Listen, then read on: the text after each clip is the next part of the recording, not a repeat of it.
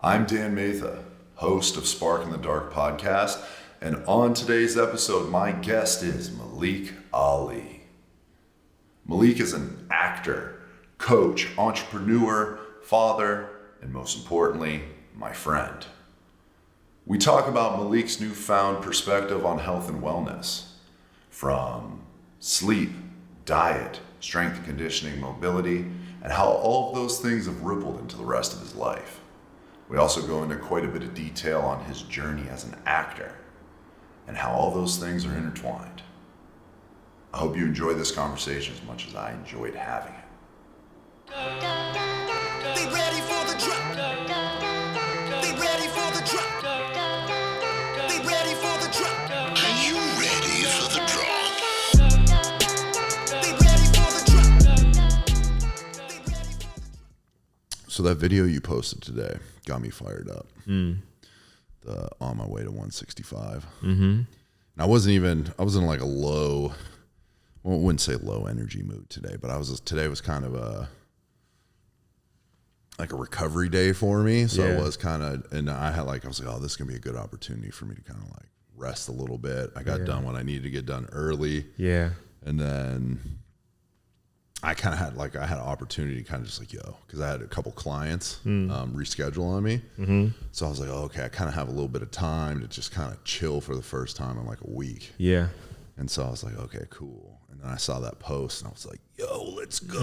I was almost like, yo, do I have enough time to hit the gym? Do I have enough time to hit the gym before I record with Malik? Yeah. I mean, I'm sitting at about 158 right now, and give or take when I'm having more water or some more food, but it's been consistent. And so now it's just dialing it in and making it happen. I mean, the fact that I'm even saying that for me is like pretty powerful, because my entire life I've been in the 145, 140 range, you know? Right. So to now be sitting past 155 and really truly still not even a year into training. Right. For a little context for people who are listening and don't know, Malik started training about 5 months ago, a little over 5 months. We'll say 5 months. So 5 months ago, not much, if any, strength training. Is that correct? None. A runner. Yep. Right. Some yoga. Yep. Right. And a lot of yoga, a lot of running, very little heavy lifting. Right. So for context, when we first started training together, you were what, 140? 140. 140. Yep. And then as of now, you're sitting at 158. 158. 158 easy too. Right. It wasn't a struggle. It wasn't challenging. It was very natural, a natural progression. Some changes in diet, changes in, getting more sleep, and some supplementation, because I do take creatine. Creatine. Yep. Take creatine and some other, some zinc. Nice. Omega 3 oil. And then that's it. And then the rest of it is just food. Right. But the biggest shift was when we started training. I was vegan, and so a month into the training, I started to eat meat, and specifically eggs and salmon. And then after about a month of eggs and salmon, then I incorporated beef, and I've been in love. I had some steak this past weekend. It was phenomenal. There's really nothing quite like it. And I'm never going back. I was like, the fact that I did that for 6 years is a testament to the commitment that I had to it. But also, it's like, there's no way. Yep. So what was that like? What initiated that journey to take on the plant-based lifestyle? At the time, I was living in New York, and I was around a lot of people that were vegan, that had gone vegan, and I was exploring what it meant to be healthy. And so I was getting information, and I was like, well, I'm going to give this a shot, because it seems to be that there's it can be applied to longevity and a long life, and an avoidance of a lot of diseases. And so coming from a family where diabetes is a normal conversation, cancer is a normal conversation, high blood pressure is a normal conversation, that's always in the back of my mind, like eating well so that you can avoid and keep away disease. So I became vegan, and it was a whole experiment, and it was also a challenge, and that's what I loved about it, is that it made me really think about what I put in my body and how to cook and how to prepare food and how to plan. But I wasn't lifting any weights, you know.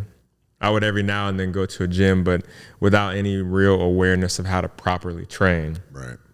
So I've always worked out. I've always been very physically active, but this has been, you know, eye-opening. And then the information that has been presented is really powerful, you know, because it's contrary to what you hear in mainstream media, right? And so you do the test, and I've been doing the test, and the results are profound. Yeah. Yeah. For the record, I did not pressure him. Yeah, at all. I did not convert him At all. I didn't even bring up diet with you initially. Yeah. Yep. We just started talking about working out. Yeah. And then you started asking me about diet. Yeah. And so like usually my approach in those situations, because I feel a certain kind of way about the information that gets presented to people, specifically with this like vegan plant-based lifestyle that gets like, this is health, right? This is ethical, and this is the way that humans should live, right? And it just makes me, it's just very frustrating to see and hear all of that, because it's like people are already confused as it is, because the FDA used to have a pyramid that had pasta as the base of a healthy diet, right? So we've already been indoctrinated with a bunch of bullshit in terms of like what we should be eating. Then they like changed the pyramid into like some other visual graphic. Yeah. And people still don't know what to eat, right? But now it's like we're making cool documentaries with like power lifters and like celebrities who are like vegans, right? And like I'm not knocking the vegan lifestyle. For some people, it's a thing. Like it could be the cure for you, like depending on whatever your ailments. But you are going to be in the minority. And well, I mean, I did the test. I think that's the big thing, is like there's a whole conversation around like how they captivate you emotionally, politically, spiritually with ideas. And veganism is an idea, but when you test it, for me specifically, the moment that I started to eat eggs, I don't care what someone would say, because I felt incredible. Right. And for me, that's always the test, is that you consume something and then you see how you feel, right? What in particular, when you say I felt incredible? Power. Powerful. The workouts changed. The recovery changed. The way I felt within my body changed. And we can see it in the video. It's like we literally have videos of like all of these months, and you can see we hit a certain time frame, and then the diet had adapted, and the muscles just started to come out. Yeah. And I don't. And then there were certain things where it's like, you know, like I think a lot of people eat a lot of heavily processed foods, and that is the problem, right?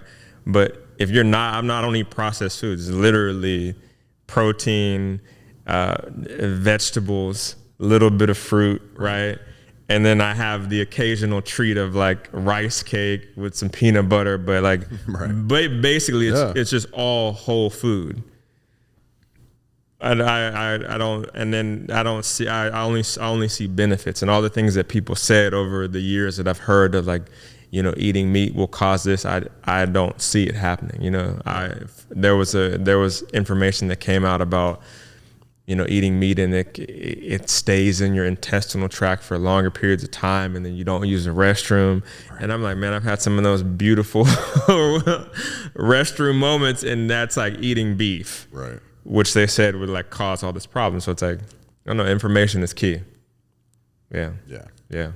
And it's interesting because I've experienced other athletes, you know, guys who have been like world class, like Pan Am wrestlers, Olympic qualifying wrestlers, be like, oh, you know what? I'm gonna give this vegan thing, I'm gonna give this plant-based lifestyle a chance. To make the switch, and then, you know, they talk about benefits that came from it initially, and then usually about like 3 to 4 months in, they're just like droopy, and they're like, dude, I don't have the same power. Yep. I don't have the same vitality. I don't have the same energy. Yeah. And there's a difference between being able to survive, right, like an effective dose. Yeah. And then there's a difference between being optimal, being able to thrive. Yeah.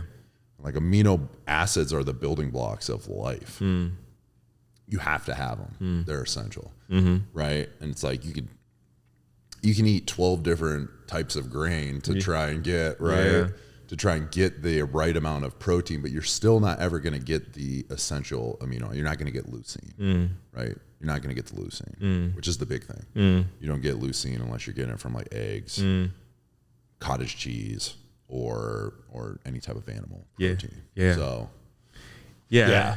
And it's like, I don't know, man. It's there's a political element when I look back, and I'm like, there's an agenda to, obviously, to get people on that lifestyle. But I believe in science. When science says something different, in science, you test it, and everybody's different, and everybody's going to choose something different. But for what I want and my goals, eating has become actually so much more easy, you know, because like it's not a lot of stuff that you have to mix to have a complete meal, and also to have that feeling of satisfaction of having a good meal, you know, like I eat 4 times a day, but it's like, I remember when I was vegan, I would be snacking incessantly, you know, like I would eat and then I would be snacking. And now I'm like, I eat breakfast and then I'm like, good, I'm cool, right? I go work out, I come back, I eat again, then I'm cool. And it's like, the evidence and the proof is in the pudding, you know? Right. Well, it's like the protein's extremely satiating. Yep. And I think that's where a lot of people, even people that are, you know, omnivorous, they don't eat enough protein. Yeah. Most adults don't eat enough protein. And that's why they're always hungry. That's why they're always snacking. Yep. Because it's like, yo, you're not getting enough protein. Yep. You're not satisfying what your body actually needs. Yeah. So you're getting these hunger cues, eat, and then you, for whatever reason, instead of eating protein, you just keep eating snacks. Yep. Right? Or whatever, whatever you decide to eat. Yeah. Or people eat. I don't know. I'm like you, dude. I eat, like, I go to the grocery store. Yeah. I could literally walk through Costco with my eyes shut and fill my cart. Dude, I know exactly. I get the same shit every single time. Yeah. I like have like 6, like protein, eggs, salmon, beef, chicken. Yeah. Right? Sometimes I get steak depending on my budget. I go through, I buy a giant bag of rice. Yeah. Lasts me forever. Yeah. I get some potatoes, and then I get a bunch of vegetables and fruit. Yep. I've been really enjoying potatoes too. Like that, like, and then it's like, that's what's so crazy about like how they've turned everything into an enemy. Yeah. You know, like potatoes are bad for you. And it's like, man, rice is bad for you. And it's like, like everything that really is beneficial has been turned against you. Right. Where it's like, and then everything that really is not adding to the quality of your life, we do it in excess. And it's like, the sugar is just out of control. Yeah. You know, like. Well, I think half the problem is there's a lot of misinformation, right? And the people that are authorities that should be giving this, like the information that's out there, aren't. Yeah. But then also you run into, now everyone's an expert on social media. Yep. And like we live, and I think this is an interesting thought process. We like live in the era of the grifter, the political grifters. Yep. Right. There's journalistic grifters. Yeah. There's even health and fitness grifters. Yeah. You see guys talking about, you see the plant-based people. Yeah. Like pumping, into your brain all these things you're supposed to eat. But then you see, the liver king. Yeah. Right? This guy, the liver king, right? And like he's on the opposite end of the spectrum, who pisses me off just as much as the person telling that you only need to eat plants. Yeah. And I'm just like, dude. Yeah. Bro. What are you doing? Like, I get you're like, one, it's I guess like it's a genius marketing scheme. Yeah. Because like he is making, like if you want to look at it in terms of money, like he's making a lot of money doing what he's doing. So like hats off to you on the con. Yeah. Right? You know what I mean? Your supplement company's doing great, bro. But like you did not get that way and look that way just eating raw liver. Yeah. You know what I mean? Like, come on, dude. And that's not even eating, like when you go on the opposite end of the spectrum for carnivore diet, you just only eat meat. It's like, no. You gotta have your vegetables. You gotta have your fruit. We're omnivorous. Yeah. Like you can get your phytonutrients. Yeah. You get like another thing is micronutrients. We worry about macronutrients a lot, specifically in the lifting community, bodybuilders. I got to hit my macros, bro. Yeah. Right? Proteins, carbs, and fat. And those are important. Yeah. But like, what about your selenium? What about your magnesium? Right? What about your vitamin C, your D3? Which the information on magnesium, it's like, and the average American is deficient. I know. And magnesium is crucial to every function in your body. And it's like, that's what pisses me off, right? Because then everybody's so confused, and then now you have misinformation, and you have everybody pulling you to these extreme sides, and then you're missing all the things that you really need to have a quality life, right? And this conversation that we often talk about is like longevity, and it's like, lifting weights is crucial to longevity. Right, you can't have longevity without lifting weights, right? Without keeping the strength within your body, without having the density within your bones. Like, so the fact that it's like that we make it like it's like you have to do it. Like that's what got me into it. It was like, oh man, like when I met you, it was like the conversation. It completely made me look at it differently. It's like running is an activity that truly is like in a cardiovascular way, it's incredible, right? But it's like it also takes a lot away from you, right? You're basically just pounding your body over and over and over again without a way to replenish, without a way to heal. So it's like, and don't get me wrong, I'm not against running, but I'm like, you have to have a way to keep your body for the long haul, And the evidence is just staggering when you see people that lift weights, how they age, right? And that's what I'm in it for. Is like, it's not so much the aesthetic. The aesthetic is like the icing on the cake. Right. That's the byproduct. But the thing that really got me sold is that I'm about longevity, aging gracefully. And then as you get into your later part of your life, God willing, right, that your mind is clear. Yeah. And that you can be in your 90s and you can go to 100 and still have a clear mind and a strong body, which I think which is uncommon in the world that we live now, where it's like people accept that like you're gonna be sick and that you are gonna be overweight and that you're old at 60 years old. Right. And it's like, man, you're not. Yeah. You see dudes that are taking care of themselves, they're still lifting heavy in their 60s and their 70s, their 80s, Vibrant. So this is like, it really is beautiful. It's a conversation on being vibrant. Yep. Like walking into a room and resonating. Yep. One, muscle mass is the number one indicator for longevity, for health into your later years, and then, so muscle mass, right? And usually to build muscle mass, you're doing some sort of resistance training, which means your bone density is going to be up there, right? And at a certain age, your body starts fighting against you and you start losing muscle mass. You start losing bone density. Yeah. So building it while you're young prevents you from losing it when you get older. Yeah. So then it's like, okay, now you're not going to have to deal with the brittle bones. You're not going to have to deal with like the loss of grip strength and the ability to like move your body as you get older. And everybody's going to get older. So it's like, how do you want to age gracefully or do you want to spend, because listen, you hit 55, 60, young people think, and I used to be one of them, but young people think you hit 50, you're old. But like when you're 50, on average, you got another 30 to 40 years to live. Yep. I'm 34. That means I have another life. As long as I've lived, I have another one of those to live once I'm 50 years old. At least. Yeah. So it's like, how do you want to spend that? Do you want to spend that in your armchair, like watching TV, miserable?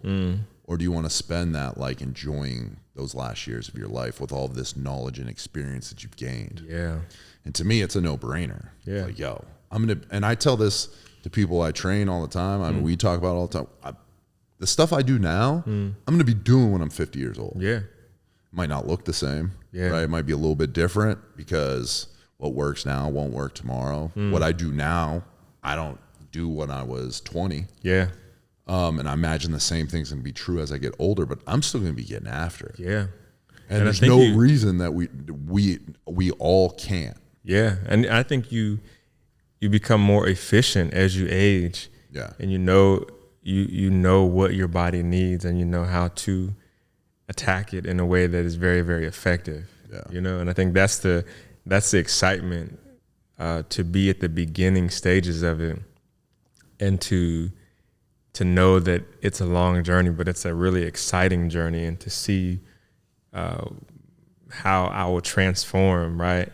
And it's also, there's a spiritual transformation, right? There's a mental transformation. Like it's the physical is really like one part of it, but like the mental transformation that you go through is powerful. I'm more locked in, for lack of a better term, right? I'm more focused. I'm more ready to fight. You know, like, cool, this is gonna be a battle. I'm ready for the battle. You know, your mind is like sharpened. Yep. And it's like you go back in time, and that's like ancient people. That's what they were doing. You know, they weren't doing it with like weights, but they were doing it with the way in which they lived their life. They had to move the things, the labor, right? You had to build your own home, right? Like you had to create the city. It's like all these, the land. You had to till the land, and it's like, which is crazy because now we're in a place where it's like you don't have to do anything, and look at the result of it. They're saying like in the next 50 years that the number of people that are going to be obese is like 75 to 80% of the population is going to be obese. That's crazy. It's crazy. Like when you think about it, like so basically 8 out of 10 people are going to be overweight. And when you walk into the world, when you're walking in the world, you see, and it's like, you're like, man, most people are already in that state, you know? Yeah. It's imperative to have these conversations for the younger generations coming up to be like, yo, y'all have to carry this torch. Yeah. You know, this information that they gave us, the lifestyle that we live, is not really beneficial to our longevity. Well, I think it's important. That's why fitness is so important right now, because technology has morphed our lifestyles where we have become more sedentary, and to just, I don't think that's not gonna change at all. Technology is only gonna make us more sedentary, and that's whether you love it or you don't love it. It just is what it is. So we have to now do something to combat that, right? Okay, our life is gonna be more sedentary because we're going to work 8 hours a day at a desk or at home, whatever, not moving that much. So I know now to make up for that, I need to go to the gym an hour a day, and I need to vigorously work out, and I need to put my body into stressful situations. I need to put a heavy weight on my back, right? I need to have heavy weight gripped in my hand. I need to push, and I need to struggle, and I need to like get to the edges of my limits and fail, right? And then come back and push past those limits and like build new tissue. And like in that process, like you were saying, it's more than the physical, because the physical body is a key that unlocks the mental and the spiritual. And I know it seems superficial to a lot of people, but well, I think because until you have the experience, all you're seeing is the external, right? But when you have the experience and you go through those transformations, you become a believer. You say like, man, I mean, when I started this, like I was barely able to lift certain things. I was barely able to do a pull-up. Now you just did 10 pull-ups yesterday, bro. 10 pull-ups yesterday, and it's like, to think about, that's only 5 months in, went from only doing one pull-up to now truly doing 10 at the end of a workout. It's like, and we're still at the, I'm at the beginning. I'm still a baby. You still got them newbie gains coming, bro. Right? It's like, I see guys that are like in their 50s and who have had, 20 years, 30 years, and I'm like, man, I'm excited to see that kind of growth, you know, like, and to see the transformation. Like, I'm excited. I'm like, 165 is the goal now, but I'm like, oh, but I might go even more past that, you know? Yeah. Just to see what it feels like. Just to say like, oh yeah, I did. I went up to 190 just to see what that feels like, and to see what kind of strength I can develop, you know? It's powerful, man. Like, it's funny because when I look back, like I never would have thought, that door would have opened up, but it's like right on time, right? You know, like it's how life works. It gives you a practice, a discipline at the perfect moment for you, you know? Looked back from... Well, I mean, I've always been engaged in sports, but, primarily like running. And that was like, and that's a great meditation too, because it teaches you endurance. It teaches you how to persevere, right? Your body literally is like falling apart and your mind takes over, and you go to places where it's like, it's profound, right? But like I said, it is primarily an exercise that really you do feel the effects of it. It doesn't feel like it replenishes you. You feel it in your legs. You feel the whole first part of our working out was just trying to get the balance back, trying to open up the hips, trying to get the hamstrings, back to functional state, and because it was so tight. Yeah. So now it's like, I look back and it's like, that was serving a purpose for what I was doing at that point in my life. But now at this point, it's like, this is what's going to take me into these later years of my life, right? In a way which is like, it feels more grounding. Where else have you found this? It seems like you're experiencing the ripple effects of like this.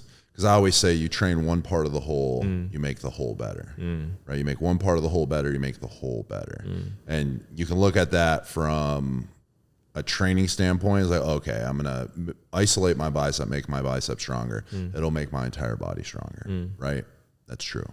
That also can be a metaphor for everything you do in your life, right? When you add one skill into your life, it ripples out into all the other skills that you have. Yeah.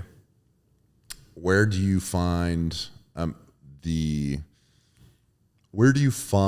this has added to your life in the other areas?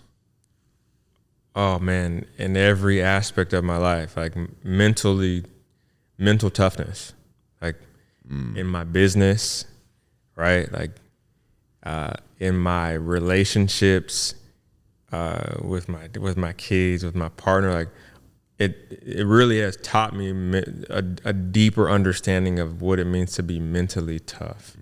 Where it's like, because we have notions where it's like, people want like an easy life, but an easy life is not really a fulfilling life. No. So you have to be ready for the challenges that are going to be thrown your way and the obstacles that are going to come with growth, with transitions, with moving into a new phase of your life, which is training. It's like to go up in weight. It's not easy. It's like you pick that up and you're like, oh, like your body's like, what are you doing? Right. Yeah, it's like a shock to your system, right? You literally, your body is shocked. And the same thing goes in anything that you're building. It's like building a business. There's those moments of transition where you're leveling up. It's not an easy process, and you just have to hunker down.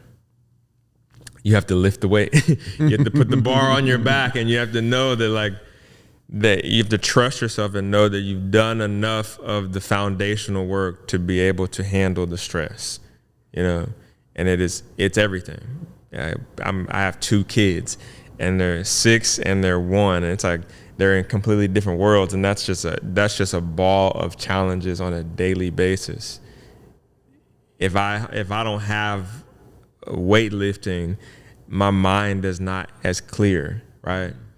I'm not as centered within myself. I can become reactive, right? But I lift weights, so when I'm interacting with my children, I can remain calm and understand that they're trying to learn just like I'm trying to learn, right? And it's not for me to get reactive, but for me to listen and to better understand their needs. To me, it's the same thing. It's like I'm doing that within my body, where it's like, I'm approaching some kind of lift, and it's like, and it doesn't feel right to express like, okay, this is not feeling comfortable to me. This is not feeling like I'm ready to take this on. And we back off of it for a moment, and we address it, and then we come back to it in a better way, right? It's so in sync with where I'm at this point of my life. Also, I've also wanted to always explore, what it means to put on some pounds, because I've been skinny my entire life, and it's like it's fun to be like, yeah, I'm gaining weight, and it's like, and you walk into a room in a different way, right?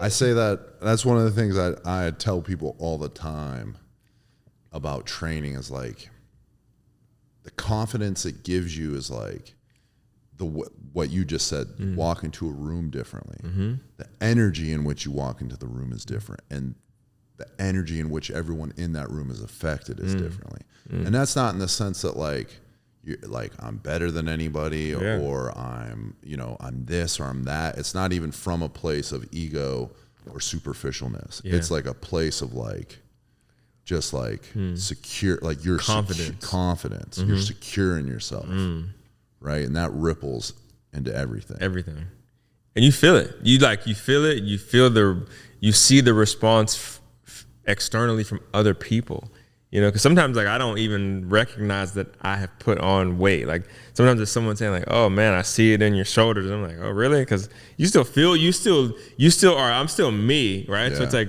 I'm not walking, but then I will get a glimpse and I'm like, oh, I do see I walk differently. Yeah. You just do. It's like it reminded me of a story like Matt Damon when he was training for the Bourne Identity, right? He was lifting weights and he was boxing. He said that was really the key to the character, because he would walk into spaces differently than he ever did before, because he was so confident, because he could handle himself. Right. And it's like you feel it. You just walk into a room and you're just like, I'm not worried about, I'm just me. I'm comfortable in my body, I'm not imposing on anybody, but I'm very much you just feel good. Yep. Which I think everybody needs. Cause I'm like, especially in these like problems that we're facing in the world right now. It's like depression is at an all-time high, anxiety is at an all-time high. It's like, get your ass into a gym. Like the kids spend all their time now on devices, and it's like, man, get your kids into some kind of weight training or sports or something that's gonna sharpen their mind and sharpen their will. Where it's like they have to actively struggle to grow. Because for the most part, I have kids, so I see a lot of kids like they spend the majority of their time not engaged in any kind of physical activities anymore. A lot of those negative feelings and emotions that people are experiencing go away when you hit the gym. Man. When you hit a long hike, right? Run, jog, you go play basketball, whatever it is, something where you have to be completely focused and intentional and present, and then also exert yourself. Yep. Like the data on it is, I mean, you don't even have to like take my word. Like the data that exists on what it does to the psyche is just like, if you could bottle it up into a drug, you could sell it for like $100,000 a pill. And people would just give away like everything to feel that. And like, you don't have to pay for it, right? You don't have to do anything illegal. All you have to do is just get a gym membership. Yep. Go outside. Get in the sun, right? Drink water. It's like, I don't know, man. Like, it's just powerful, like what you have at your fingertips if you're willing to just do the work. There's so much low-hanging fruit out there to better yourself that people just bypass. Like, they scoff at it. Right? Get 8 hours of sleep. I don't need it. Right? I'll sleep when I die. Yeah. Right? Whatever bullshit people tell each other. Yep. Right? Like, oh, hit the gym. I don't feel good, right? Or I'm anxious, or I've been down. Go to the gym. I don't want to. Yeah. Right? Oh, you know, my stomach's upset, or, you know, I'm not having, you know, I'm not shitting right or whatever. It's like, yo, eat right. Stop eating that. Yep. And like, eat some eggs, eat some celery. Well, I mean, you hit it on the head, because then you start to dive deeper into the problems that we face, right? And like, we've created all these things really to pacify us. Like, we don't eat for fuel or for energy. We eat just for truly just like enjoyment, or to heal, or not heal, but to cover over our pain. To comfort. Yeah. Comfort. That's the perfect word for it, right? And really, it's like, nah, man, this is your fuel. You're like the most expensive designed automobile, and we're putting nonsense in it.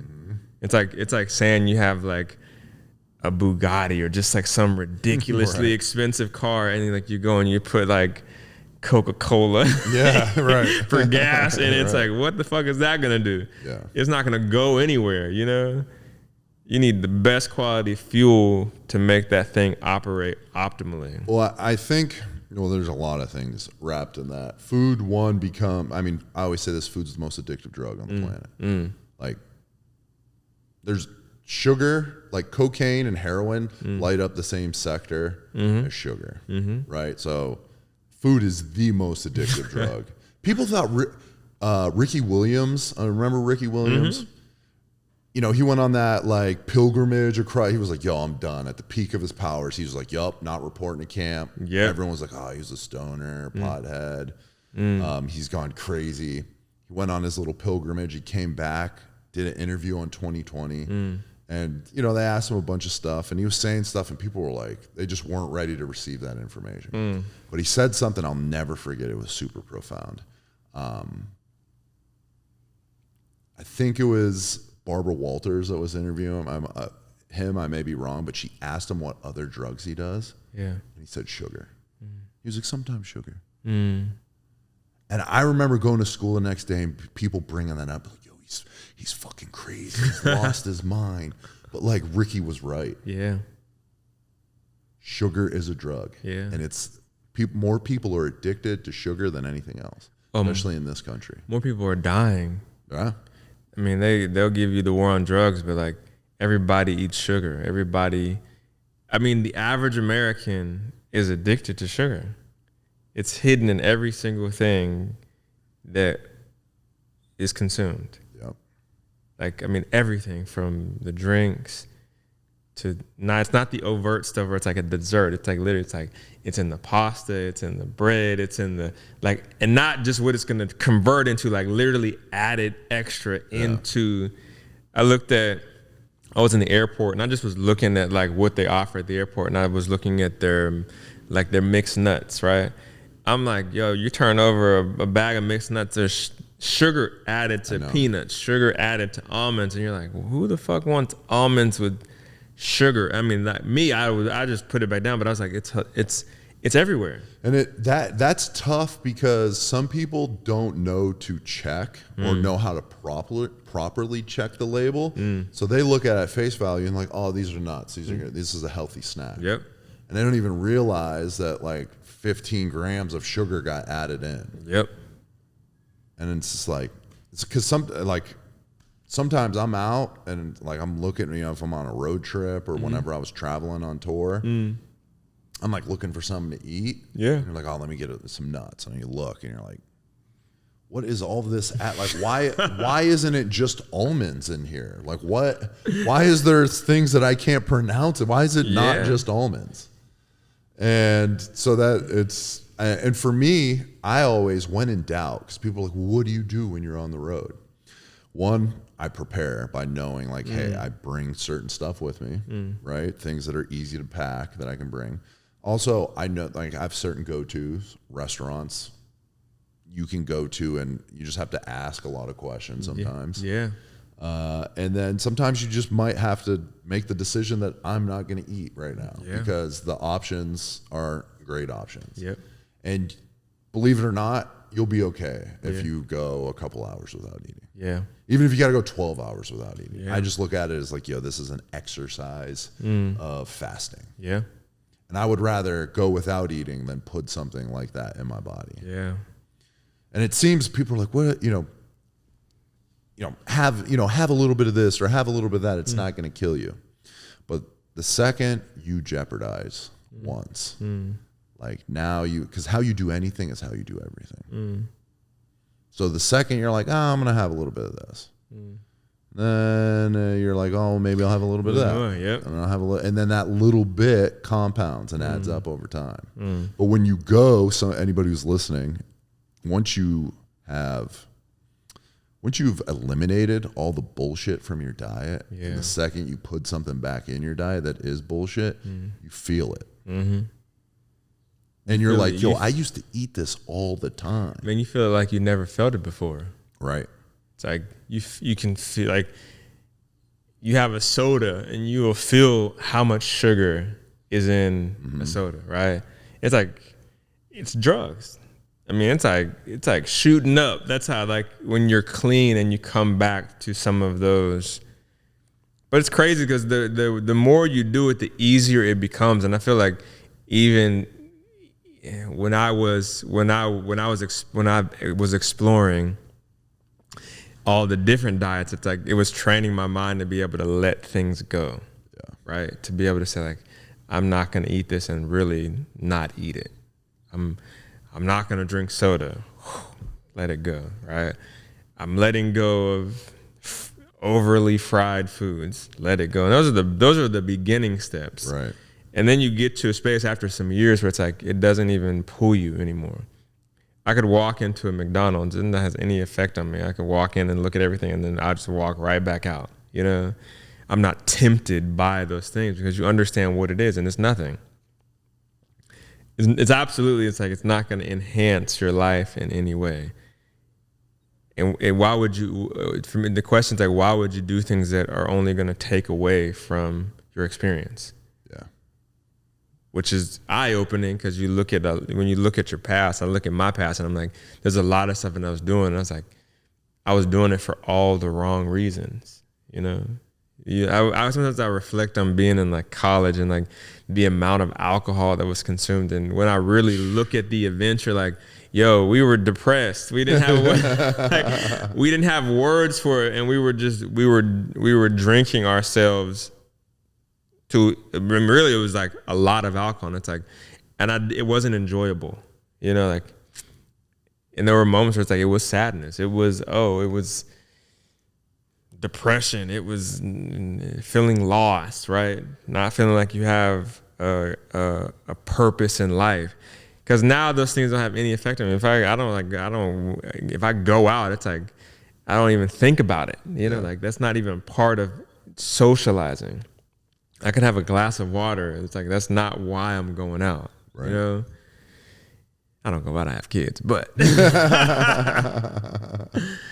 but it's just powerful, man. And I think it's all about like training is a beautiful we're training in so many different ways, right? You train your body and it opens up your mind, right? And then you can grow anything that you want to build. It's like you can create a business, you can create a new way of living, right? You can build your wealth. Like it applies to so many different aspects of life, you know? And I think that's really the beauty of it. It's like you're doing this thing, but really you're doing this thing, and the compound interest is going to be your whole life is going to enhance, you know, which is powerful. Which is, I mean, and especially in the world in which I'm in, the entertainment industry, you have to have some kind of mental training to keep yourself balanced and grounded, because it's just an uphill battle, you know. That's you're one of the few people in this industry that I know talks about that. Yeah. Most performers, actors, I guess it depends, but most actors aren't talking about training the body. Yeah. Right. They're talking about feelings. Yeah. Right. Which feelings have a place, but I always loved, like, feelings are fleeting, you know, and what I feel in one moment is going to change in the next moment, right?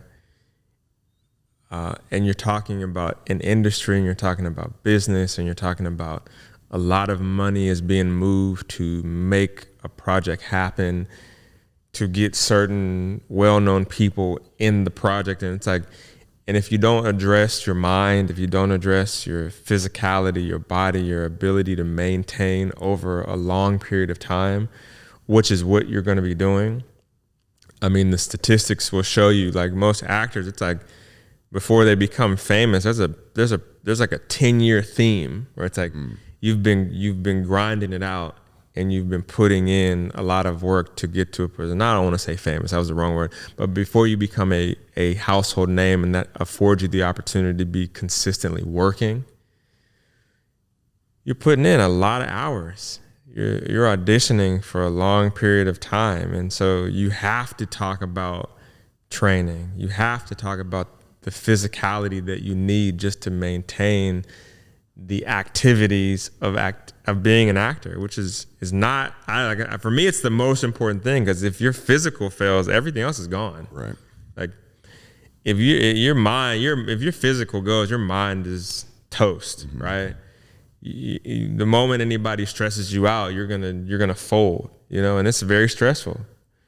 It's a stressful thing to carry, which we talk about often. It's like, to be a number one on a call sheet is not an easy task. Like, you're carrying the whole production. Yeah. If you walk into that room with low energy, everybody's gonna have low energy, you know? And I love the guys that are the namesakes. I think The Rock is an awesome example. Like, you see him training, and I'm like, there's no wonder he's the man. Like, he puts in a lot of effort, you know? Yeah. And he works hard, and it's this one part of it is talent, and then one part of it is just, like, the bigger part, in my opinion, is like, it's the work ethic. Yeah. You know, if you have a piss poor work ethic, you're not going to be anything in life, you know? So no, man, it's so apropos to being in an industry where it's like you're creating something. You're creating the body, right? You're saying, oh, I want to have bigger legs. You have to put in the work to get the bigger legs. It's possible, which is crazy, because you always tell me this too, where it's like, because genetics plays one factor, but really it's like the intelligence that you have and the way in which you approach it, you can alter your genetics. Yeah. People say, like, oh, I don't have the genes, but it's like, nah, man, you just need the information and the work ethic to apply yourself. Because you don't know what genetics you actually have until you max them out. Yep.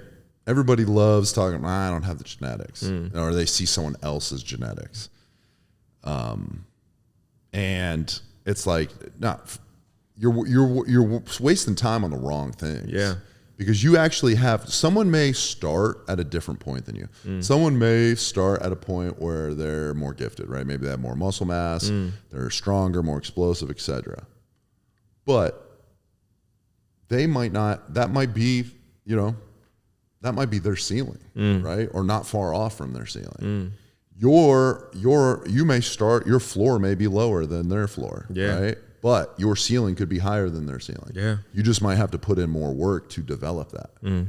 I've seen people who've been like, you see them and you're like, they don't have the genetics for shit. Right? They got poor genetics. And then 10 years later, you're like, God damn, who's this person? Completely different person. Yep. And that's because they maxed their genetics out. And until you max your genetics out, I don't ever want to hear, I have poor genetics. Yeah. And most of the time, the people nothing's 100%, but pretty close to 100% of the time, people that are talking about poor genetics are people that don't want to put in the work. They're looking for excuses. They're looking for the way out. That, to me, when I hear, I don't have the genetics, what I'm hearing is like, I don't want to work hard. Yeah. Or, I'm looking for an excuse for why I'm not where these other people are. Yeah. That's what I hear when I hear that. Yep. And so... And putting in the work is the thing that is the most beautiful part of it. It's like, if you don't invest yourself, how can you get a return? Yeah. You know, it's like saying you want to hit it big, but you didn't put any money on the table. Right. You know, like, like we gotta put the money on the table. We have to put the money where our mouth is, and you have to show up and you have to work hard. It's like, I don't know. That is as I get older, like those words are just like they resonate and everything. It's like, there's a reason why every successful person says the same shit. Yep. You hear all these motivational speakers. You hear all these super successful athletes, businessmen, actors. They all say the same thing. You know, they have their own flavor in which they explain the things, right? And they may have quirky little routines that they've done along the way, but it's all based around one central point, and it's showing up and putting in the work every single day. And then giving yourself the permission to fail and to suck, which I feel like we have this thing where it's like we do one thing and we think we should perfect it on the first time that we do it, and it's like, nah, man. I was walking into that gym and I was just like not, because these are new patterns, they're new ranges of motion. When you look at the videos, it's hilarious sometimes. You're like, it looked awkward, but as I stayed committed to it, it's like, and then it looks better, and then it looks really good, and then you're like, but it only gets better by doing it. Yeah. You know, like, which is the same thing in acting. Like, you look wonky sometimes in your audition tapes. It's like, it's not the end of the world. It's just like one experience, and you take that to the next experience, and you sharpen your tools every time. And they say it, even well-known actors still bomb auditions. And it's like, why don't we give ourselves that permission to just mess up and to look messy and to not look perfect and grow and learn? Why do you think that is in the world of acting? Because we've created these narratives where people are special, right? And we've created also unrealistic ideas, just unrealistic ideas. It's like, you're born with it, right? Like, you're born with it. So who's born with anything? It's like, more times than not, people don't get me wrong, there's people that have gifts, and that's true. But to even access the gift, you have to work hard. You have to put in some kind of work, you know? And so we tell these stories of people, and then we make it seem as if like all these people are special. They're rare air. And we say, this and such person is this and that, and it's like, but it's not true. Really, what that person was is a hard worker, and they showed up over a significant amount of time, and then they quote unquote, they're overnight success. But no one is overnight success. I've never seen it. Yeah, like, it's like saying you're overnight ripped, and it's like, who you go to the gym one time and the next day you wake up and you look like Arnold? No. How much work did Arnold put in? He put in a shit ton of work to get that body. Right. On top of how he looks and on top of what he was gifted with his birth, obviously, right? But it's like, to get there, he had to put in a lot of work. Yeah. And you see it, and you say, like, he was giving his life energy to become what he became. And it's so beautiful because he took that and he became a big movie star with the same level of work. So it's not an accident. You look at The Rock, he's a great wrestler. He's a football player. He took that and then he maximized it and put it into his acting, his producing. And you see the theme in every single, I mean, we talk about it in class, but like I had a manager one time tell me that athletes usually do very well in the world of acting. And I was when he said that, I was like, why? And he's like, well, you really get very comfortable with this idea of practicing. And when you practice as an athlete, you fail and you have terrible practices and you bomb all the time. But what you do is you don't have a mindset to quit. You just keep showing up, and then you learn how to get better and better and better, and then you start to excel. But it's really because you've learned how to practice. Yeah. You've learned how to practice and not judge your performance, right? Which is the same thing you're doing when you're acting. You're auditioning and you're learning to be able to be critical about what it is you're doing, but to not tear yourself apart. To be like, okay, yeah, this wasn't my best audition. Don't get me wrong. Right. Hey, it's not my best one, but you look and say, oh, there's a couple good moments, and when I go on my next one, I'm gonna work on the thing that it's such a peaceful way of moving through it that you say, you look up and you say, like, I have time. First of all, I'm dedicated to the long haul. Who I am in this moment is not going to be who I am a year from now, right? People's time horizon is too short. Which frees you. It's like when you give yourself the space to be like, really, I'm preparing for 5 years from now, 10 years from now. You're free. You're not like the actors or anyone who is. Everything is about now. Like, I got to get it now. It's like, man, in truth, you're not going to get it now, because no one knows you. And this is an industry where it's like you have to create relationships with people, and they have to see your consistent growth over time before they give you that green light. They send you all kind of auditions just to see what you do, right? And it's like, they send you auditions just to see if you're going to accept the audition. A lot of people reject, they don't even tape auditions. It's like, that's a big thing. It's like, I think we were talking about that. It's like, to be successful now is like truly very accessible in the world that we live in now, because most people are not even they're not interested in doing the work. Dude, it blew my mind when you told me whatever the number was, the percentage of people that don't even submit, either don't accept the audition or don't do it. And I was just like, what? Yeah. I've done every audition that's ever been sent. Right. I thought that was normal. Yeah. There's been two that I had to decline because I had other obligations that like came in, like I wouldn't have been able to do the shoot dates. Yeah. But other than that, I've done every audition that's ever been sent to me. Yep. And like, I just was like, I don't know, and that's just how I've done everything. Well, right? It's like it's like when you say like, oh, we're going to work out, and there's always that guy that's like, yeah, I want to go work out, and you're like, well, meet me tomorrow, and then right before you get to the gym, he's actually, oh man, like something came up, and it's like that's in the acting world, that's a normal experience. A lot of people do not tape. The number is staggering. I've got family issues. Oh man, I'm tired. Right. Oh man, like I didn't get enough sleep, and it's like, which for me, I think that the athletic mindset is like you live in that space, like the grind, bro. The grind. I'm hurting. You still going? Like, it don't matter. It doesn't matter. Show up. And I don't know, man. Like practice at 8 a.m. I feel like we live now in like a time where it's like we care so much about our feelings. Like, oh, my feelings are hurt, and oh, well, you know what? You don't have to do it now. And it's like, fuck that. It's like, I really believe that. It's like, man, you're tired. I don't even care at this point. Like, when you're tired, I don't care. I could care less if you're tired. What does that mean? Right. yeah, everybody's tired. Everybody is grinding. It's like you're tired. It's like, oh man, you don't feel good. Like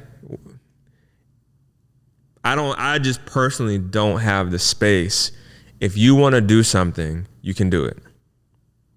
Yes, you're going to be tired. Yes, it's not going to be fun all the time. Yes, it's painful, but what the reward that you get when you overcome those moments, you start to realize what you're made of, and what you're made of is so much more incredible than you can fathom. Your body, you're going to give, so there's this 40% rule. Your mind is going to start telling you to tap out at 40%, which means you have 60% left in the tank. Now that's the mind's way of protecting you, because the mind just wants to, that's its job, is to protect you, keep you safe, right? But safe isn't where you grow. Safe isn't where you max out your genetics or your potential of who you are.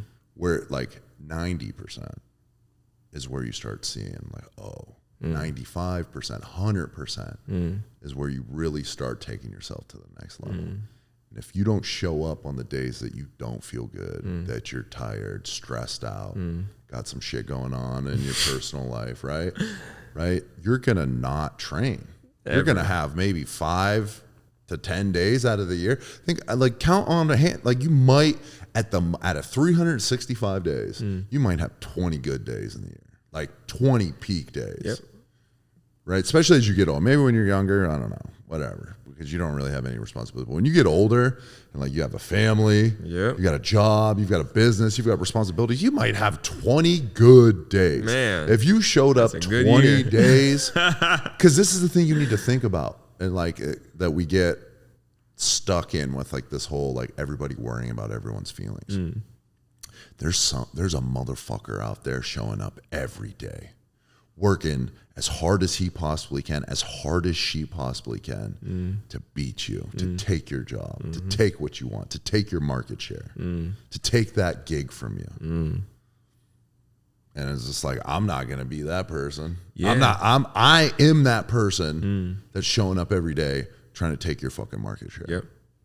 I'm trying to take your clients. I'm trying to score that audition. The hardest worker in the room. That's such a beautiful statement. It's not that I'm better than anybody, because I think people interpret it that way. It's it's not that. It's that I'm gonna max out the effort. When I walk into this space, I'm gonna give my all. Yeah. And it's so beautiful, because when you give your all, you can go home and you can go to sleep. Even when you fail, even when you lose, even when you humiliate yourself, right? In some way, somehow. Yep. You can go home, you can sleep easy. Yep.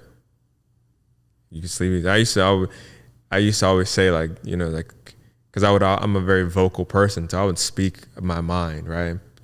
And sometimes I would bother people. But I'd be my whole thing is I have to speak my mind, because if I walk out this room without speaking my truth, I'm not going to be able to go to sleep. So yeah, whatever. It might not be the thing that you want to hear. It might not be the most acceptable statement, but you know what? I have to get it off of my heart, my chest, my spirit. Because when I leave this room, I'm not leaving with regrets. Yeah. That's a meditation. It's I'm not living a life where I look back and it's oh man, I had 60% more in me, and I just tapped out and said, I'm done. Bro, I say this all the time, but one of the things that really drives me is I always think about when major decisions come. I'm when death comes for me, how will I regret this? Right? Because Lady Death comes for us all. And do you want to be the person that goes kicking and screaming, wishing they had done more? Oh, I've got a little bit more to do. I want to talk to this loved one. Or do you want to go at ease with a smile on your face, right? Just warm embrace, let's go. I've done it all. I've maxed it all out. And to me, like that's the thought process on any decision. Yep. Yeah, I mean, there's a lovely story when I was younger. I was in my 20s. I used to watch this show called Man vs. Wild with Bear Grylls. Bro. I love Bear Grylls, Man, bro. I fucking love him. I'm like, I used to just sit and watch episode after episode in awe. But he said this thing, he used this metaphor, and he said, like, you know, for him, life is a pair of shoes, right? And most people, they're gifted this pair of shoes, and then when they return the pair of shoes, the shoes still look brand new because you didn't wear them. You didn't use them. And he's like, when I return my shoes, he's like, you're not even going to recognize. You're not even going to recognize that it was a pair of shoes. That's what I'm giving back to you. And it's like, when I heard, I was like, oh, it makes you unafraid. Or even if you're afraid, you're not going to stop, because those shoes, when I turn my shoes in, they're not going to be shoes. You're just going to be, there's going to be straps. Like, no soul, blown outside. Like, what the fuck did you? I was like, I lived, and I think all of these things that we're talking about is it sharpens your will to live, really to thrive. Yeah, right. That's the most beautiful word, to thrive. Right, like that's maxed out. That's not survival. Survival is low frequency. Right. Anybody can survive. Anybody can survive. Thriving is like optimal, high level, and it takes a significant amount of work, right? The beauty of it is though, as you adapt, which is, once again, it's apropos to training. Once you adapt, it becomes easier. Yep. That weight that seemed impossible, when you adapt, you're just throwing it around like it was nothing. You know, the exercise that was really challenging at first, once you adapt, you're doing it with ease and clarity, and then you can add weight. You can then start to ratchet up the level of intensity, but the motion itself, it's easy. Training is a microcosm for life. It's the realest statement I've ever heard.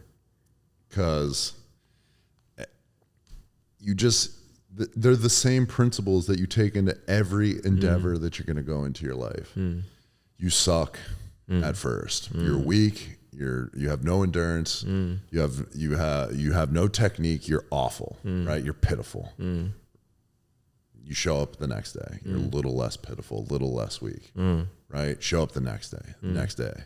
Next thing you know, it's a year. Now you're strong. Now you build muscle. Same thing's true when you start that business, right? You suck. You can't get clients. When you do get clients, you can't convert to sales, right? You know what I mean? Like, you don't know how to market yourself. All those things. You suck. You fail. You suck. You fail. You suck. You fail. When you stick at it enough, next thing you know, now you have a clientele list. You've got an email list. You've got steady income coming in every month. Same thing for acting. Those auditions you get, you're just bombing them. Yep. Right? You're like embarrassed to send them out. Yeah. You know, or you're just so stupid you don't even know that they're bad and you're just sending them out. But like next thing you know, you're a year in, you're 2 years in, and then you get a call back. Yep. Right? And maybe you don't get it, but you got a call back. Yep. And then another year goes by, next thing you know, you've been booked on 3 shows. Yep. Compound interest. And you touched on this, if we just stop worrying about being the best or being this or being that, or like something's got to beat this, right? Whatever this is in your head. And if you just show up each day and just work without worrying about whatever the outcome is, like with enough time, you're going to get there. Like you actually don't have to be talented. Man. Having talent is a plus, but you don't have to be talented to outperform 95% of the field. Man, it is that. It's like I've seen actors who quote unquote are not talented, but are committed. A year goes by and I'm like, they're just better than everybody in the room. And I'm like, how did it happen? But it's because they really do love what they did, what they do. They really love it. It's like, and when you love something and you just continually show up, what's the words? Consistency, commitment, hard work, discipline. It just leads to success. It leads to accomplishing your goals. And it's so funny because the time moves so fluidly that you look up and it's like, it's been a short amount of time. It's like, it feels like, you know, a year goes by and you're like, it literally just is like that. And you've put in that much work. You've said yes to all your auditions. You've submitted them in spite of how you may feel, right? And then it happens. It just happens. Just one day someone says yes, and then another person says yes, and then you went from no jobs to now more jobs than you could have imagined. No clients to more clients than you could have imagined. No money to having more money than you could. But it's only because you've put in the hard work, you know. And it's what is it? It's simple but not easy. So we overcomplicate everything, bro. Yeah. And it's really not. Yeah. It's like, yo, show up. Yeah. Show up, put in the work. Yeah. You don't know? That's okay. Just show up. Yeah. Knock on doors. Yep. That's a powerful meditation. That understanding that it's not about you needing to know, right? It's like, I actually don't know. I don't know. It's like, but I'll be there. Right. You know. I don't know if I can do the exercise, but I'm gonna go and try. You know. You have to be a seeker. Because seekers always end up finding. Yep. But if you never seek, you'll never find. Can't find. Yeah, man, it's I love the progression, and I love that it is indeed a microcosm.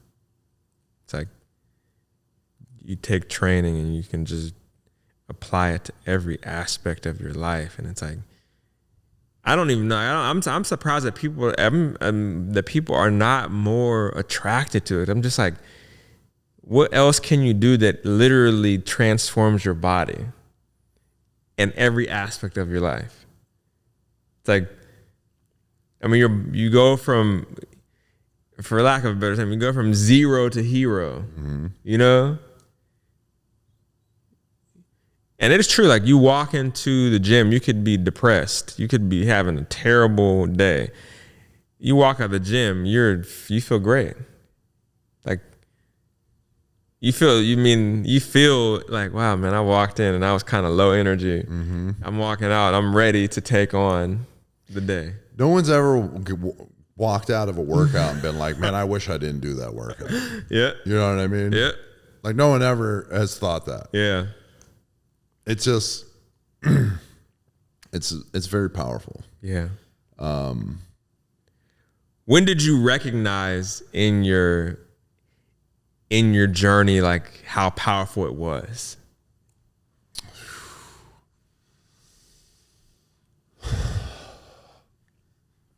That's a good question.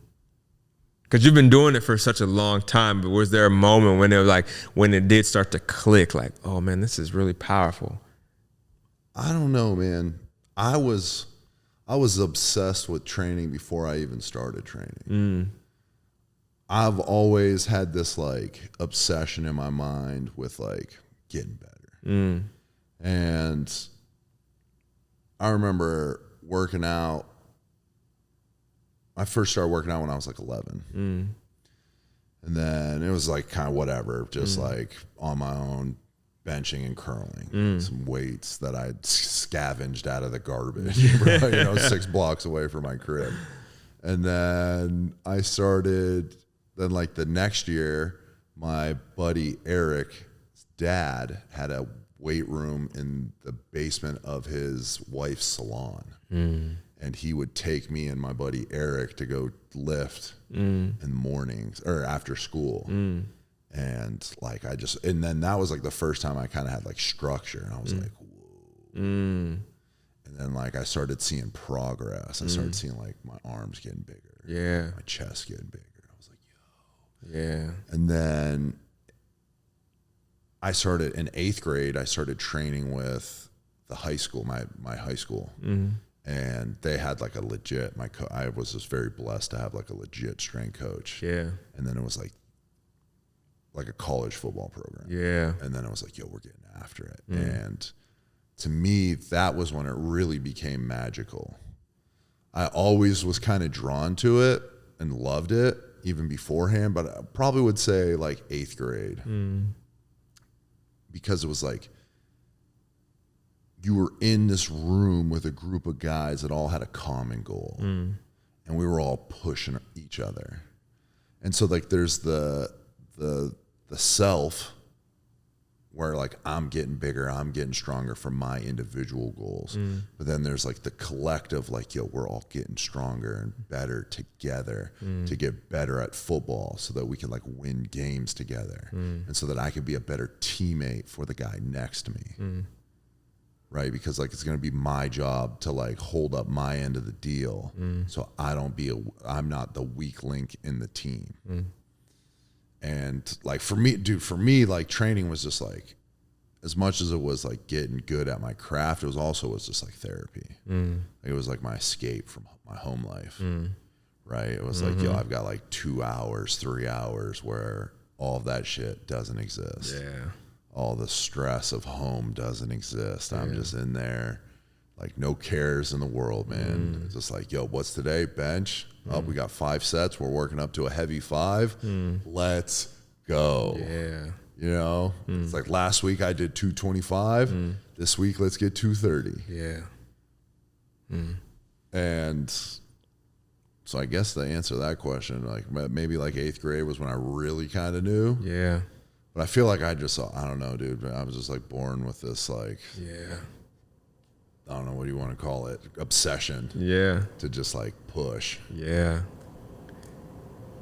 Yeah. I mean, And it's evolved too. I think it's like, before it was just like all about being strong and being big. And then it was like, yo, I need to be more athletic, more mobile. And then it was like, yo, I need to have greater control. And then you know, even since then, like, cause I've always been in some sort of professional athletics. Yeah. Up until somewhat recently. So it was like always pushing towards, like pushing my limits to be better at something. And then now being away from football and wrestling, I'm in this place where it's like, I'm not training to like compete anymore, but I'm training, like I still have that drive to thrive. But like now it's different. Like I obviously still want to be strong and I want to look good, but strength isn't necessarily the main goal. I have all the strength I'll ever need. Yeah. And like the risk reward doesn't measure out to try and push that anymore. Yeah. Now that doesn't say like, I mean, we work out together. So obviously I push weight and I still get after it, but like for me, it's more about the longevity. It's like, yo, how can I stay this strong? Maybe I'm not at my max strength, right? But I'm not too far off. Yeah. And then how do I maintain this maximal, like this level of strength as long as possible? That's the game now. And then also on Sundays, I've been doing, this outdoor session, right? Where it's just like really all movement. And I just, every Sunday, I'm just loving this workout more and more. Because it's like no weights. I'm not chasing a pump, not pushing numbers. It's just me in a field, moving my body, barefoot, connected to the ground. Yeah. Sun on my skin, heavy breath. And then it's like this new connection. So it's like, I've been in the game for 22 years, but it's like, it's still evolving. Right. The relationship is evolving. I'm like growing a deeper love for this relationship with my body, to train my body and to push my body. Man, a relationship with your body.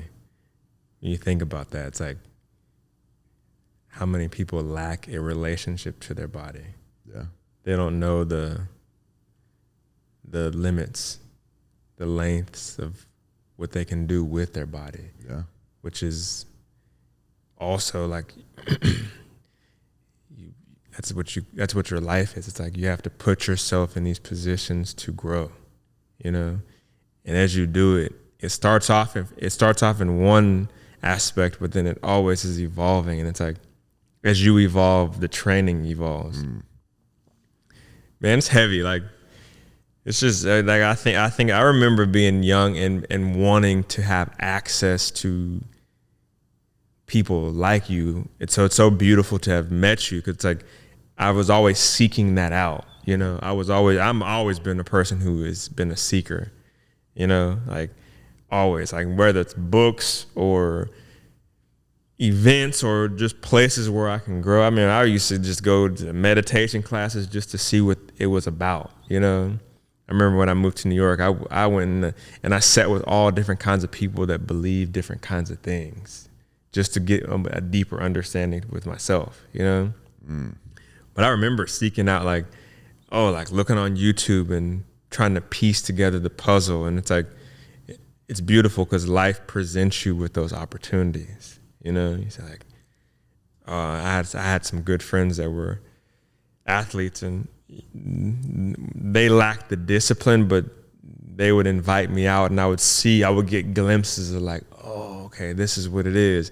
But it's beautiful to have met you, to be able to get a more holistic picture of how to train and how to train properly. Yeah, you know, because there's a lot of people who don't know, like, you know, like they don't know how to initiate someone who doesn't have the experience. Yeah, you know, because you can't treat everybody as if they're like, if you're a college football player, everybody is not a college football player. Right. So you have to be able to take that discipline and be like, I have to work you up to the level that you can be at, you know, which is really learning how to be like, can you even do these ranges of motion? Yeah. Right. Do you have the stability?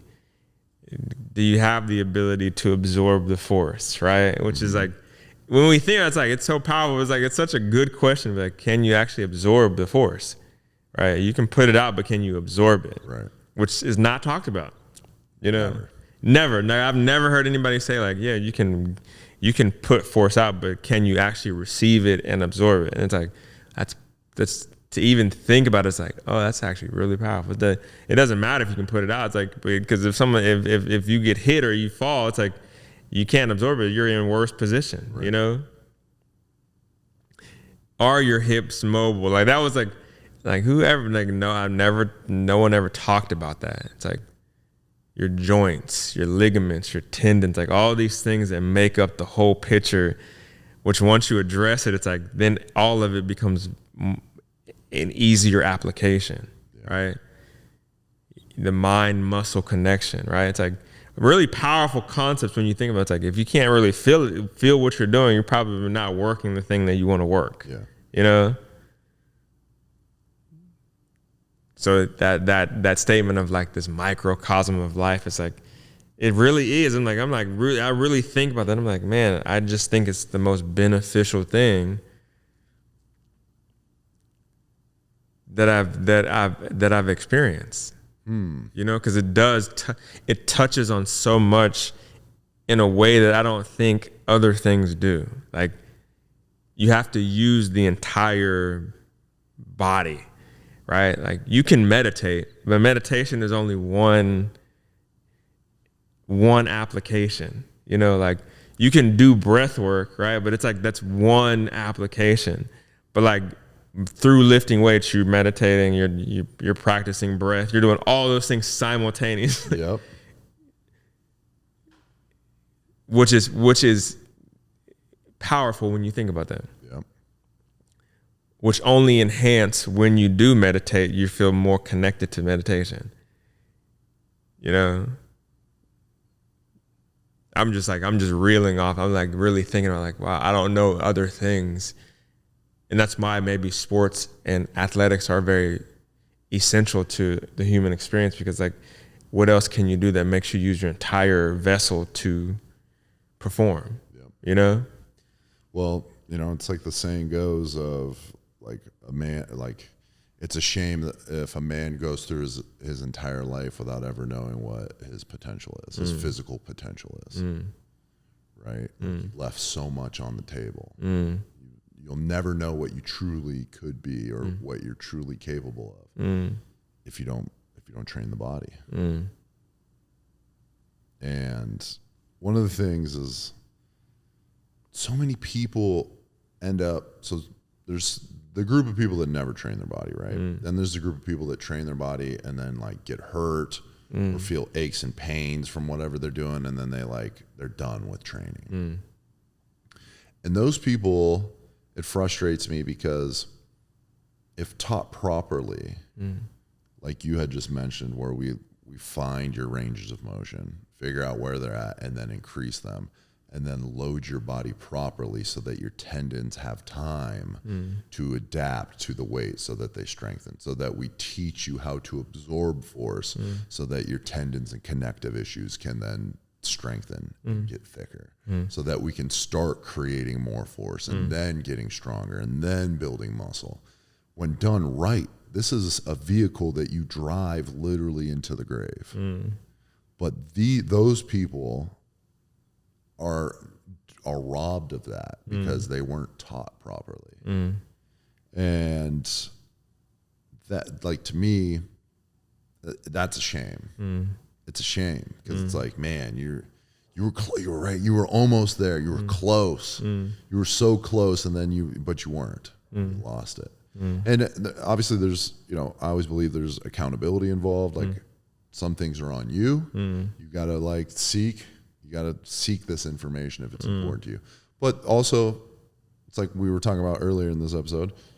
There's fucking ton of grifters out there. Yeah. Fitness grifters. Yeah. Talking about they're just trying to sell you. They're great marketers, right? They're selling you some bullshit ab, booty builder, pec builder, whatever, you name it. Yeah. And that kind of ruins it for everybody as well, or for certain people, because then they get into, the world of fitness, and like they see the results because you can get results, but they didn't build the foundation. And because they didn't build the foundation, now they have injuries, right? Or now they have aches and pains. Or now they have muscle imbalances that have caused their body to pull in weird ways, and now their back hurts. And I think strength training should be taught in school.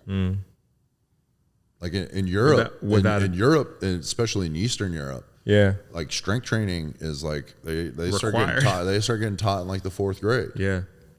That's why a lot of the national teams over in those countries do so well. Yeah. I mean, I feel like it should be a requirement. Like when you think about the positive effect that it has on your life, coupled with where we're at now in our society, with everything is on the rise that is, destructive. Yeah. It's like depression's on the rise. The kids have every kind of diagnosis known to man. These teenagers and children have, right? And it's like, and what's the one thing that they don't have? A physical outlet. A physical outlet. Well, to me, school has always been a tool to make good workers, right? Because this company is all about consumerism. We got to create, produce, consume. So the school systems have always been made to like factory workers, right? We need to make good little boys and girls so they can be obedient factory workers. Yeah. Well, the factories are overseas. What do we do here now? Yeah. Right? Well, we do a lot of work on the computers, right? We do a lot of corporate work, right? Whatever that corporate world entails. So schools built around that. There's no physicality involved in that. Yeah. So why waste the time in those schools? Yeah.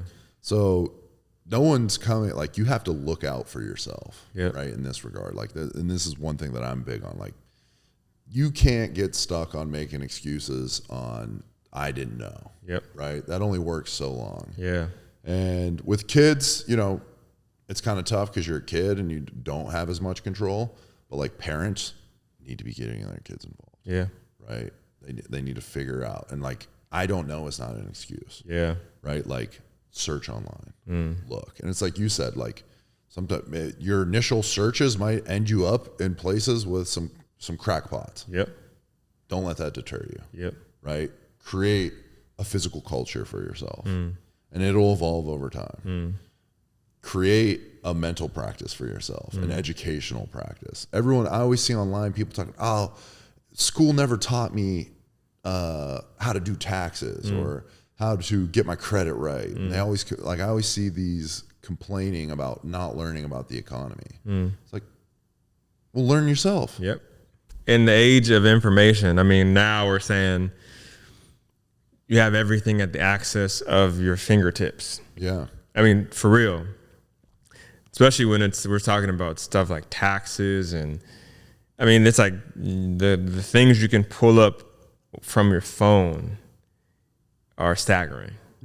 But that's a deep. I mean, even that is a deep dive of, like, you know, I listened to a podcast called Mindset, and he had a whole episode on like the fact that people just stop at the question, like, oh, how come I was never taught to do my taxes? And then they just end right there. And it's like, well, why don't you look it up and see? Right? Like, why don't you take these extra steps in order to learn the thing that you're interested in? It's like we just stop with just the question. It's like, nah, man, you actually have to continue to seek out the answer. So many people graduate high school or graduate college, and then they're just done learning. Yep.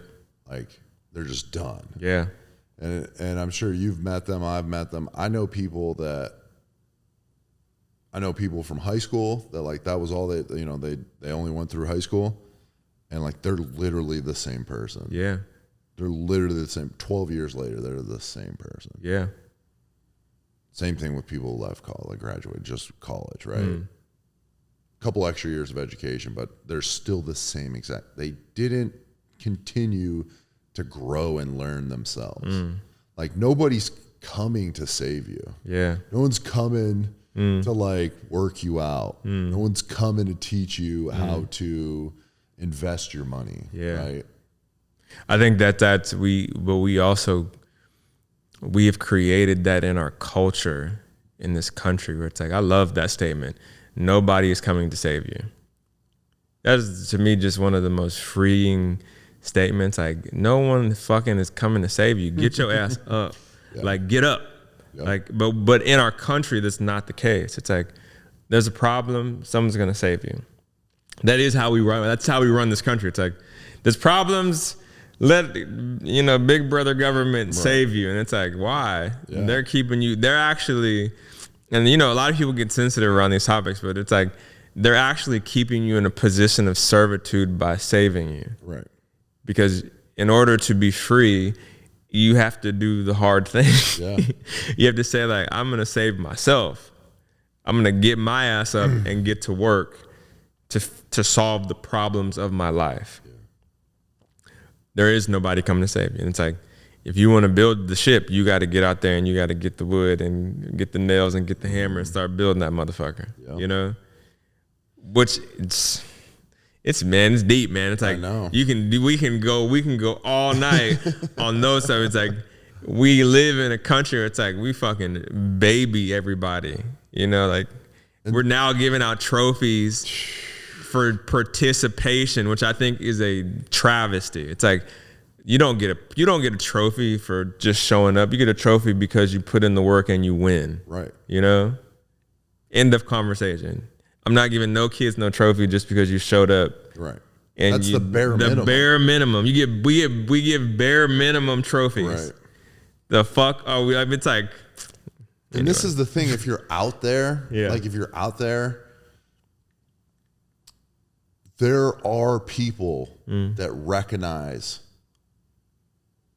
the seekers, that recognize the young, hungry people, right? You don't even necessarily need to be young.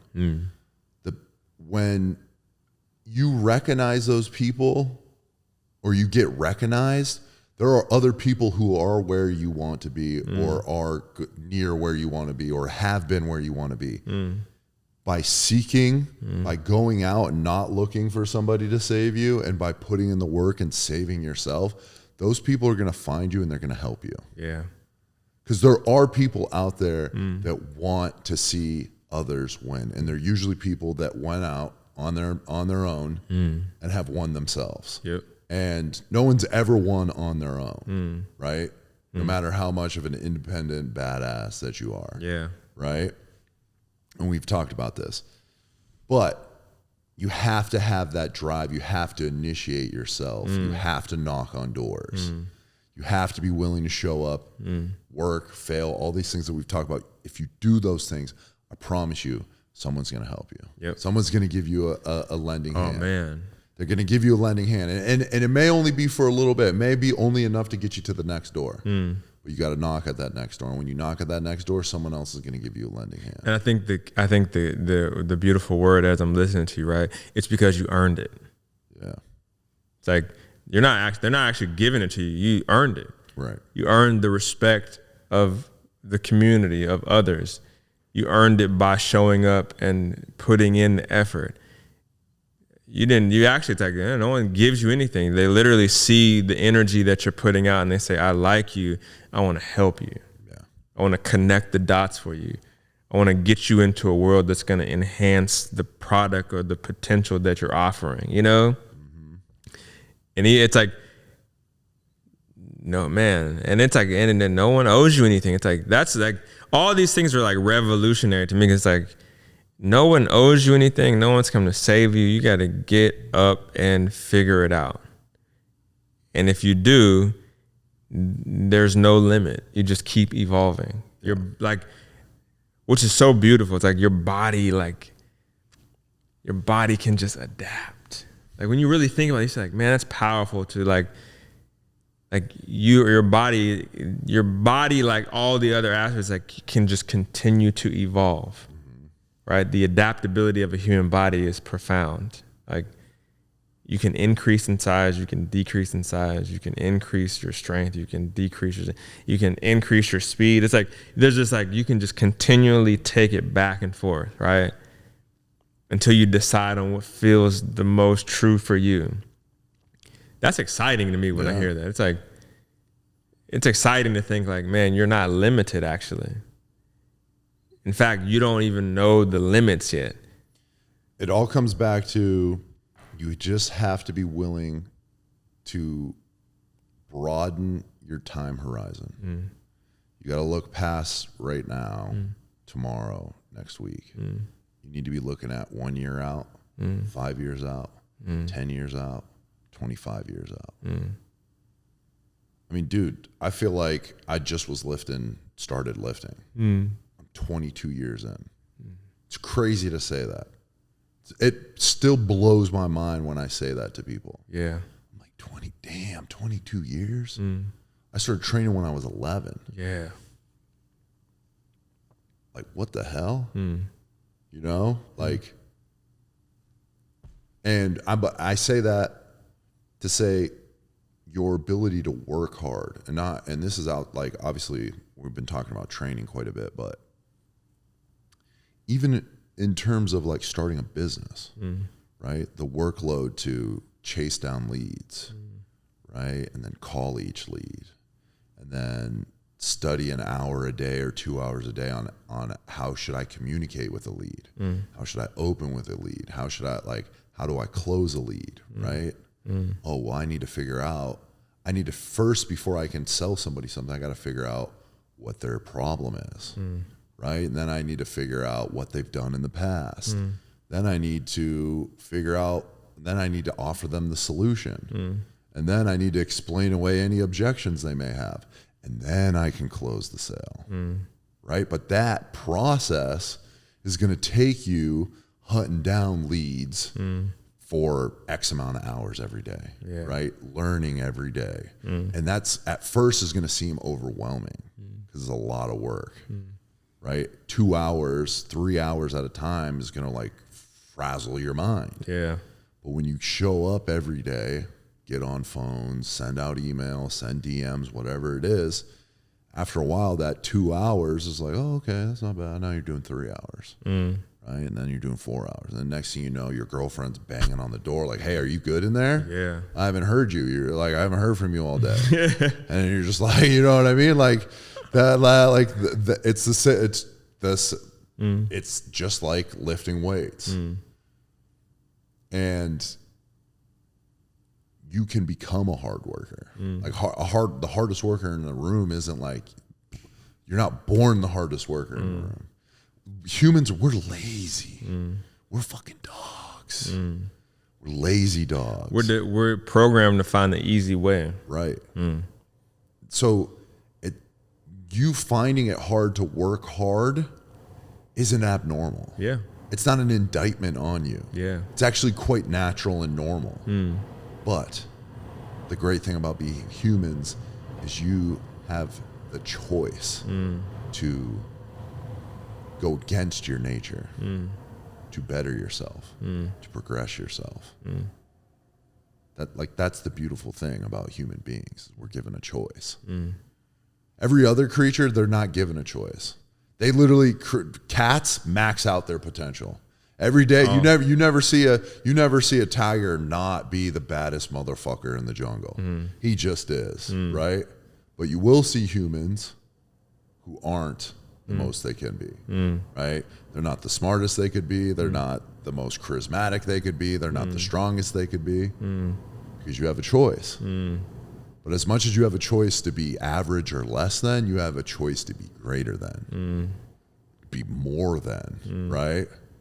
And then the beautiful statement is, the choice is yours. right. The choice is yours. Yep. Choose wisely. Choose wisely. I think that's we go home on that. I don't think we're gonna top that. Man, it's a pleasure. I loved having you, bro. Yes, sir. We'll keep training. Oh yeah. All right. This was great. Everybody listening, I love you. I'm back. I'll catch you later. Peace. Peace.